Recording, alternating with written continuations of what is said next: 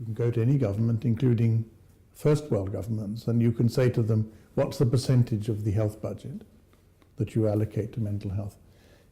They might be able to tell you in a developed world country, but in a developing country there's actually no such thing. There is no such budget. And so it seemed to me that this was a huge problem that needed tackling, and that's what we're doing.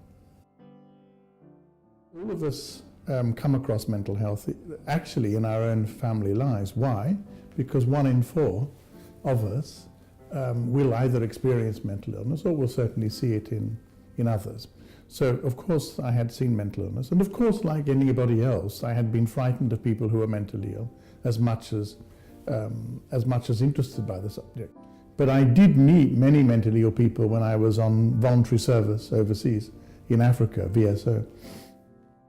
I was a very young man in those days. I was an agriculturalist. And I kept meeting mentally ill people who were not being treated. And that stuck in my mind. The images of them stuck in my mind. And then later, when I was offered the opportunity of starting Basic Needs, I recalled those early images. And as a result of that, I agreed that I would like to start the organization. I realized that although many people had become involved in anti-poverty campaigns of various kinds, mentally ill people always seemed to be excluded. They always seemed to be the people who were sitting on the other side of the road or not involved in one way or another. And so I wanted to use techniques that are bringing them together, talking to them, understanding their needs, making a plan about that, participation and so on. We have a model within the organization. It's the model for mental health and development.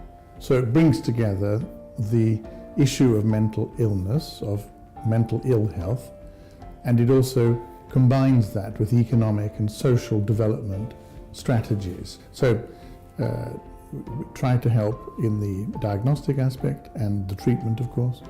And then there's livelihoods, so people then start to earn a living, and ideally they earn a living in their own community. That's very important. So capacity building, community mental health, livelihoods, and then there's a research component, and there's a collaboration component, which is where we manage all of our relationships across the board. And that's what we're doing, and we now have reached well over 600,000. My name is Underhill, and I'm an Ashoka Fellow.